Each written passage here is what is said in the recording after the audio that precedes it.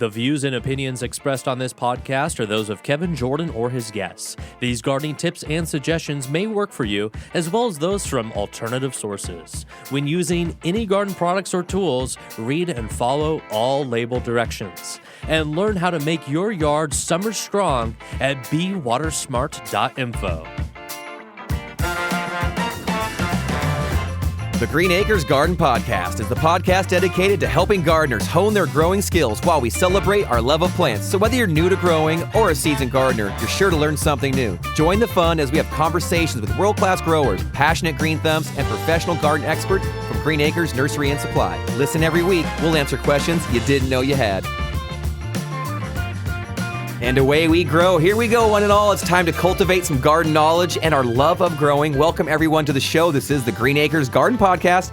I'm your happy host who loves to compost. My name is Kevin Jordan, and I absolutely love gardening and growing, so I'm so thankful to be here and happy that you're here, too. So thanks for tuning in. We have an amazing episode this week. We truly have an international landscaper of mystery. We have Stephanie Bittner, author, landscape designer extraordinaire of Homestead Design Collective. I will let her speak her glory, but I'm telling you, Austin, this is one fine guest, an amazing story, some incredible landscapes that she's developed and continues to do it. And I'm telling you, international. So this is pretty sweet. We've got, I'd say, a top tier guest this week. I would totally agree. And hello, Kevin, and hello to all of our listeners. Welcome back to the show. Like you said, Kevin, Stephanie is international. We're talking, she does stuff in Italy. Yeah, in our interview, we discovered she got hired to design landscapes in Tuscany. That is awesome. I feel like that's where we should go to get inspiration for our landscapes. Well, our climates are similar, so I feel like, there's a lot of crossover potentially. Great point. Yeah, and so Stephanie is renowned for, she's got 3 books under her belt, one of which is just dropping recently, and it's The Fragrant Flower Garden, Growing, Arranging, and Preserving Natural Scents. I love fragrance in the garden. I was just in the vegetable garden this morning, and we have some sweet alyssum kind of bordering the garden, just for funsies and whatnot, and it kind of helps out. Smells just lightly sweet. It's just enough, Austin.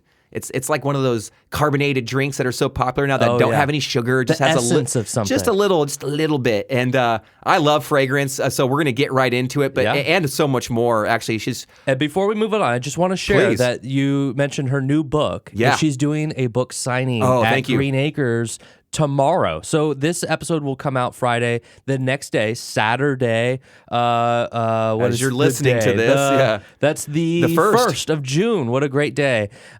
She's going to be appearing and signing books and talking to people. So if you like Stephanie and you want to meet her, I recommend all of you should go check it out and say hi. Is that at the Roseville location? Yeah, at the Roseville Green Acres. 10 to 11 a.m., I believe, and then she'll be talking a little bit afterwards with folks who have questions and stuff. But if you miss it, that's okay. We have a great interview here with her, and she has a lot of material. She's got a great website. She's got books, and we hope to get her back soon, too. So anything else before we jump into the interview? I loved it instantly. I thought this is someone I'm going to connect with and enjoy, and she did not disappoint. It's probably one of those things where I'll just be quiet and let her go because she is so experienced, knowledgeable, and still like open and enthusiastic and passionate. I mean, she was asking me about my own gardening adventures. I know, you're getting it flipped on. I was there. like, oh, I'm blushing over here, but just an amazing guest to have on. So I'm just delighted to share her with our listeners. All right, so let's jump into that. We sat down with Stephanie Bittner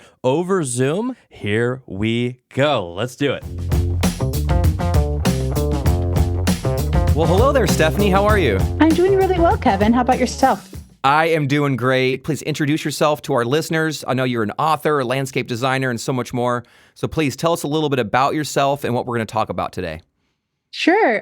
So my name's Stephanie Bittner. I'm the owner of Homestead Design Collective, where we are an edible landscaping business here in the Bay Area. Probably best well known for designing the Sunset Test Gardens in Sonoma at Cornerstone. It's a public space garden. And we did a lot of work with Sunset Magazine when we designed and maintained that space and did garden content for the magazine through that garden for a while. I also have other public space gardens in Napa for the Prisoner Winery and also Robert Mondavi, although Robert Mondavi is currently under construction right now. And then I write garden books. So my first book was The Beautiful Edible Garden. And then I wrote a book called Harvest, which really the first book was how to design an edible landscape. The second book, Harvest, was what do you do now that you've done this? And then my most recent book is called The Fragrant Flower Garden. Oh, I cannot wait. Yeah, I know that one's just coming out, or has just dropped recently, and that sounds exciting. I love all three of those topics. Seem right in line with what we talk about each and every week here. We love edibles, we love flowers, we love our pollinators, and so I think so. Welcome home, Stephanie. Thank you. You're in good company here. So. You're from the Bay Area. How did you get into landscape design? I went to your website and I saw just some of the photos of some of your gardens and landscapes that you've created. And I mean, they're gorgeous. They're absolutely just spectacular. I love the use of, the different colors and textures, the drought tolerant plants, the Mediterranean, the olives and whatnot. I loved it. And you just listed off some pretty heavy hitters, the Robert Mondavi, gardening in Napa, the sunset, gardens. I'm sure those are just spectacular. So where did it all start? Where did your love, where did this passion and this knowledge, how did you develop it? Sure. I was a lifelong gardener. Grew up here in the Bay Area. My mom always kept a garden. Well, my parents both kept a garden. And of course, I went to school and studied history. And one of the designs I came up for a garden in Piedmont here locally was actually American history through apple trees, because you can actually travel through American history through the different varietals of apple trees, which is a whole nother side note. But history is storytelling, right? And our gardens tell stories. I believe our gardens should be an extension of our living space. I think people really experienced that during COVID as well, that every inch of your outdoors can be used to live in, but it's an opportunity to connect with the land. It's an opportunity to connect with your food sources. It's an opportunity to connect and get off your screens. I can't say that enough. Getting off your screens, unless you're putting on a podcast while you're gardening, that's fine, but put it in your pocket and listen, and just reconnect with plants. And the thing about fragrance, to kind of go full circle, is fragrance has a really key role in memory making. And so I've also designed many memorial gardens. And one of the things that I often do is plant scented geraniums, because often people remember scented geraniums from their grandparents' gardens, and they want to have something to remember them by. So often it's like like Rose of Attar, the rose scented geranium, or maybe it's a strawberry patch. Like my great grandmother always grew strawberries, and the scent of strawberries reminds me of her. So fragrance is a really great way to activate your memory, either making new ones or to remember people who've been part of your life.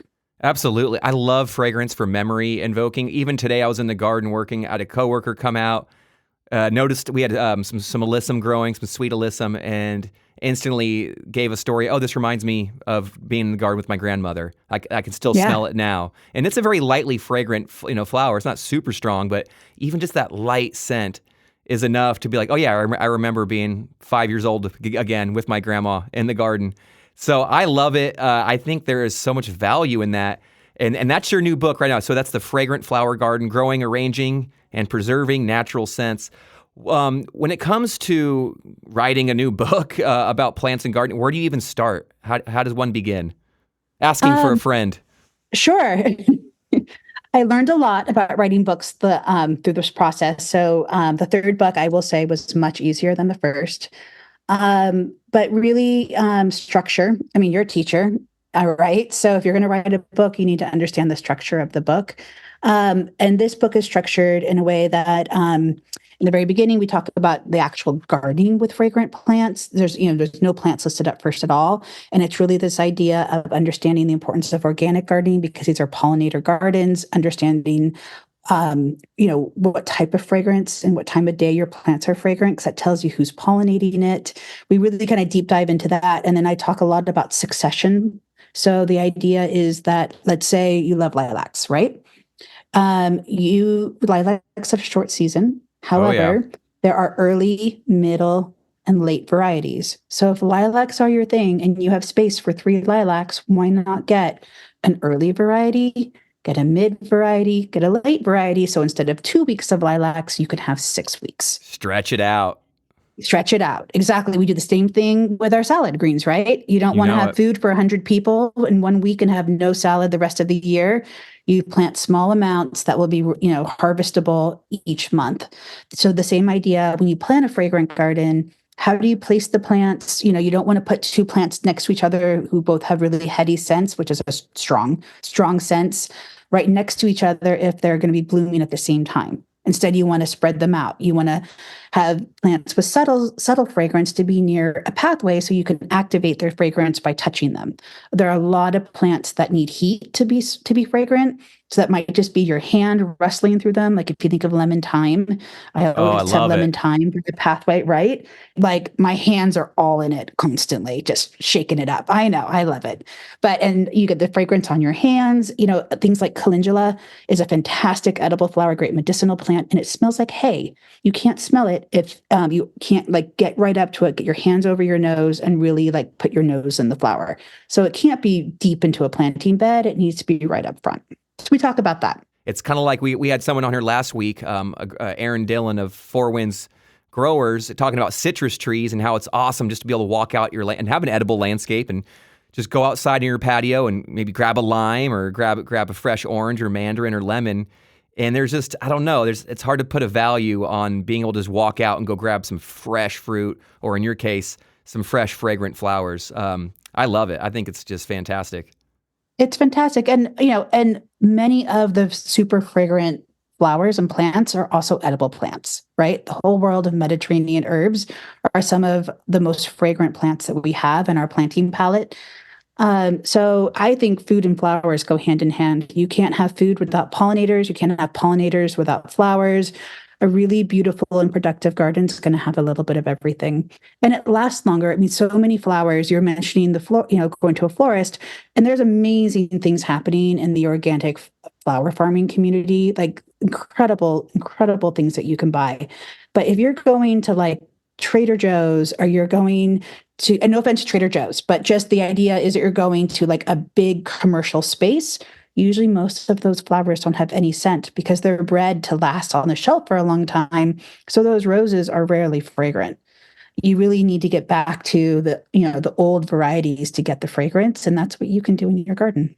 Well, you brought up the P word, and I don't want to put you on the spot, but you brought up pollinators. And have you found that there's a connection between the fragrance of these flowers, and you talked about when they kind of pop, when their fragrance really is at their peak, has to do with the pollinators. Is a pollinator garden and a fragrant flower garden, are they separate, or can they be the same thing? Oh no, this entire book is a pollinator garden book. The idea is it's a fragrant flower garden. It is a pollinator garden. It's the same exact thing. It's just another way to view it. So when a plant is, first of all, the plants aren't fragrant for us as human beings. And basically, I don't know how rated PG or this podcast is, but really Go for it. fragrance is really all about plant sex. I was just saying, some good old reproduction. Yeah, good on reproduction, very much so. So when a flower is fragrant, it is a sign that it's ready to reproduce, right? So it needs a pollinator to help them do that. If the flower is fragrant in the morning or daytime, usually they're being pollinated by things like bees, hummingbirds, butterflies. If it's fragrant at night, which is really important to include night fragrance in your garden, that's usually pollinated by moths and bats. So not only is it, to me, the most important way to support our local pollinators is to plant a very diverse, fragrant garden. And you will attract all the pollinators because, of course, we care about our local bees.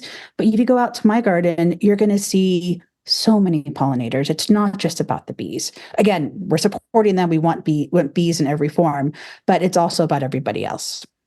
Love it. That's yeah, absolutely. And there's so many different creatures out there, and off and on we'll get experts on here to talk about insects and things. And I think we're trying to pull back the veil on bugs as bad or insects as a negative, when really they're a complete positive in the garden. There's just a few troublemakers that cause issue for some of us gardeners at home. And so I feed them long, feed them wide, and feed them often. And I feel like they all will come in and eat and enjoy. And when you plant that diverse garden, I feel like you're kind of creating little something for everyone out there. You're creating a healthy ecosystem, and we haven't talked about it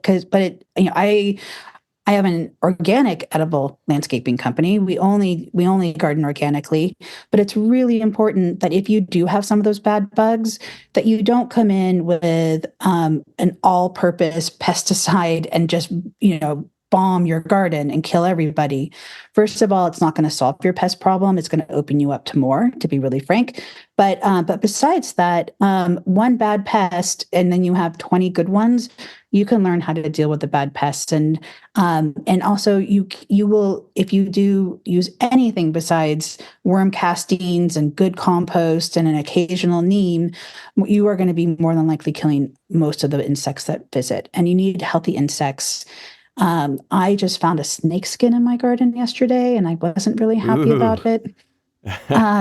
But it tells me that the gopher who ate my tomato last week, I'm hoping, is now someone's lunch. So again, you're creating a really healthy ecosystem, and Mother Nature will actually kick in and help take care of itself. Awesome. Yeah, not just completely dominating the garden with our dominion, giving that life opportunity to kind of do its thing. And when you design a landscape, where do you begin? What are your principles, and what are the elements that other people, if they want to emulate some of the success that you've had in your landscapes, what should we be thinking about? Well, for us, we have a point of view, which is that gardens should be beautiful and productive and harvestable. So harvest is really the one component that ties all of our gardens together. If you take a look at my website, you'll see that no two gardens actually have the same look. A lot of landscape designers are known for how they use cement or, a certain plant palette. Our gardens go from we've done some very traditional shade woodland gardens. We've done traditional potagers, and we've done wild, incredible gravel gardens. Like, we do everything. But we have a philosophy, and that's really to have an eco-based landscape. So that means it's organic, it means it's supporting pollinators, and it means that there's food producing and that it's also low water. We live in a drought state. And even though we've had water the last couple of winters, we have to plan on the fact that we are always going to have drought in the state. We obviously have dry summer, wet winter, so that dictates what kind of plant palette we use. But we can't be wasting water on high water loving plants throughout the landscape. If you have a love of something, I fully believe in making sure you have an appropriate space for it in your garden. You water it really efficiently, and that means designing by hydrozone. So the hydrozones, if you think of it as the stations on your irrigation timer, so all of the plants on station 1 all have the same water needs. And it's really important that you do that, because if you have a high water plant next to a low water plant, they will both be miserable. You'll overwater one, underwater the other. Everything's going to look bad, and you'll say you have a black thumb. And it's not that you have a black thumb. You just didn't plan your garden well by water. So otherwise, I really believe in structure in terms of a landscape, and you can provide structure through repeating hardscaping materials, repeating textures, repeating colors. And then I like plants that reseed. If we do have things that are annuals, I want those annuals to have a full life cycle, celebrate their seed heads so they can drop their seed and come up the next year, and really allowing the garden to have movement and be a bit wild. And if you have structure, you can allow the plants then, that structure is evergreen, that structure holds down the space, and then you can allow some deciduous plants or annual plants to kind of be a little bit more wild and change through the seasons. I love it. And I think that freedom that you're kind of creating there, it also allows for the beauty of the seasons changing when you're not so hyper-focused on getting a garden to look a certain way and have it stay that way all through each and every day of the year. It's nice to be able to give in to the seasons and just let Mother Nature do her thing. Definitely. I like a front yard to have a little bit more, but a front yard to have a little bit more evergreen aspect to it, or be a little bit more static per se. We're taking out so many lawns, which is, again, if someone wants to know where to start in redoing their property, take out the lawn. It's such a great opportunity to have food producing plants through fruit trees or shrubs. And have just have a pollinator garden. They're so much more beautiful. They will take 75% less water than that lawn takes right now, and it's just such a beautiful way to come home, beautiful garden to come home to. But I do like to have evergreen elements in the front because I find that for beginner gardeners, gardening can be a little stressful.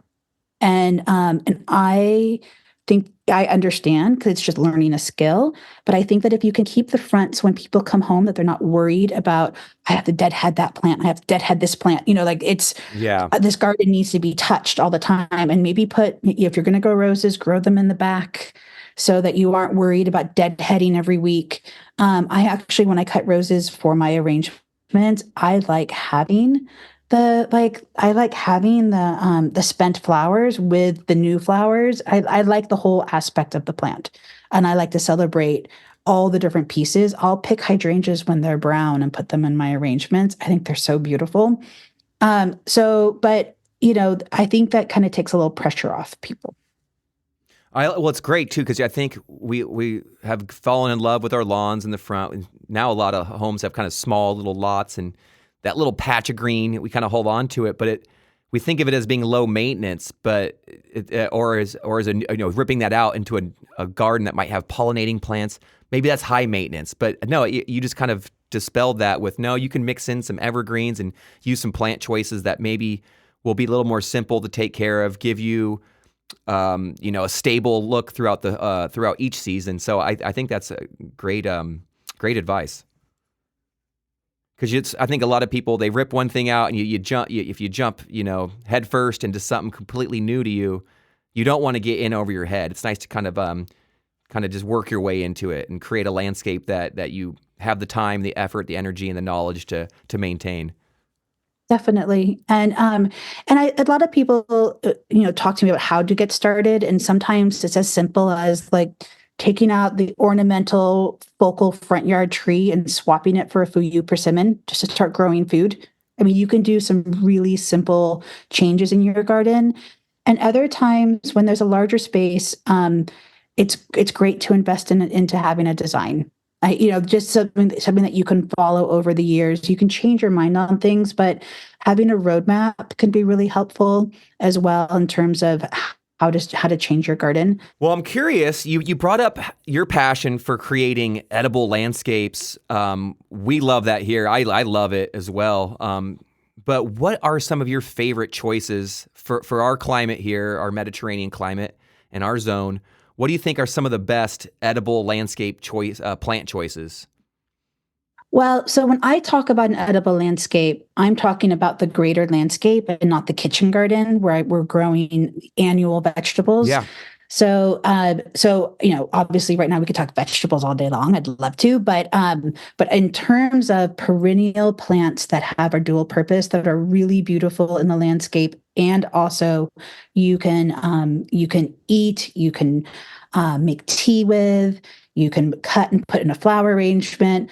I think you can't beat anything that's like not in the herbaceous Mediterranean herb world. So everything from our California white sage, which I feature pretty heavily in the book, you smudge it, you don't eat it, but Yeah. the California white sage happily will grow right next to an artichoke, which you can't eat. Happily grows right next to rosemary and lavender and all of these plants. And I just think that people need to start opening up their mind to including not just California natives, which are really important. We should all have California natives in our landscapes, but also think about the other parts of the world where they also have wet winter and dry summer. So the Mediterranean, we're also talking about plants from South Africa. We're talking about plants from a lot of areas of Australia, not all of them, but most of the places in Australia. So that opens up the whole Protea family. I just think grevilleas, again, I'm going to talk about food again, but grevilleas and leucadendrons,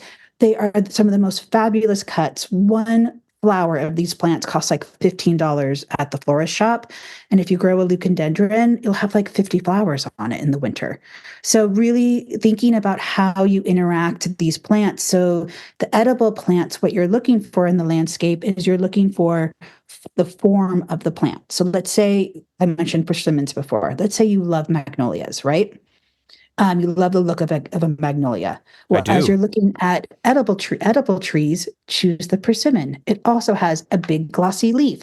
It also has seasonal color, but the difference is instead of a big showy flower in February, March, in the fall, you're getting a fruit. And you And can they use, are productive. oh my I've gosh, seen them here in Sac, and they go absolutely bonkers with fruit. It's wild. it's wild. And you can do that throughout the landscape. Like some people really love lamb's ear, right? Oh yeah. Big, fluffy, fuzzy gray leaves. Well, there's a sage called Burr Garden, which is also common name is the tea sage. So you can imagine you can make tea with this plant. It looks almost exactly like a lamb's ear, except it's a drier plant and you can harvest it. You can fry up the leaf and use it. You can stuff if you eat meat, you can use it for stuffing, you can make tea out of it.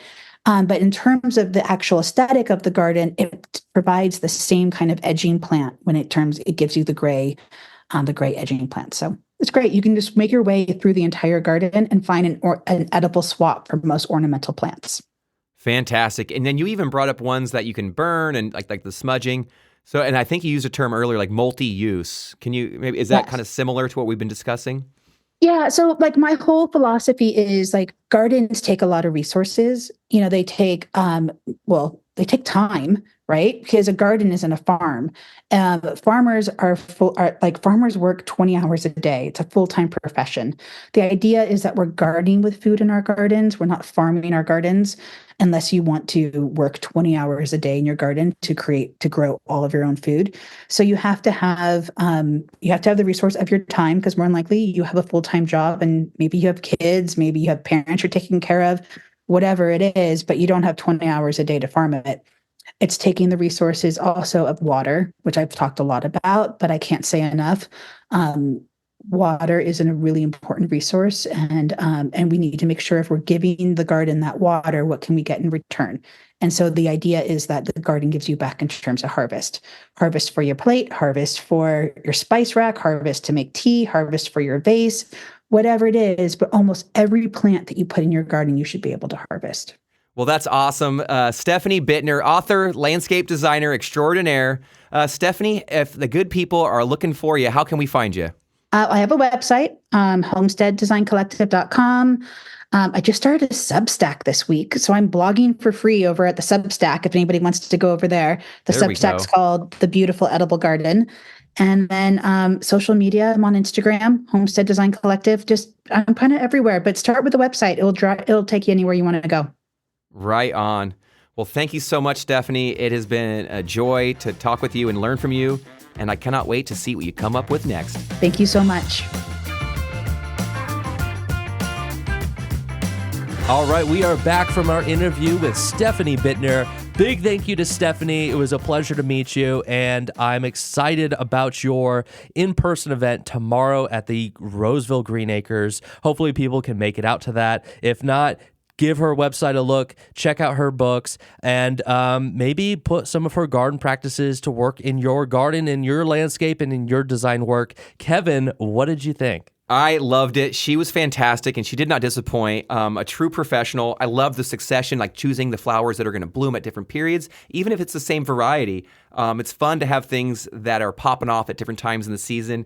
You know, getting a diverse assortment of flowers for you have different colors, different bloom periods, different fragrances, and these all support different creatures. And I loved, and it all kind of comes back and connects to her ecological-based approach to the landscape, where the landscape supports the environment around it, but also supports us with multi-uses, and from the flowers to the food and the fragrance, it all comes back to you. So there's all those plant choices can really have an amazing effect where it kind of magnifies when you put it all together. I love that approach, and that I first learned from Joe Gardner or Joe Lample when we had him on. He was talking a lot about ecological gardening, and I just love the concept, love the idea. I'm totally behind it. So I hope our listeners are inspired. And again, thank you, Stephanie. Kevin, go ahead and take us out. Well, thank you all for being here. Thank you to Stephanie Bittner. And please, everybody, go check her out. I'm telling you, if only just to look at some of the images of her landscapes, you will be inspired. So definitely worth a look.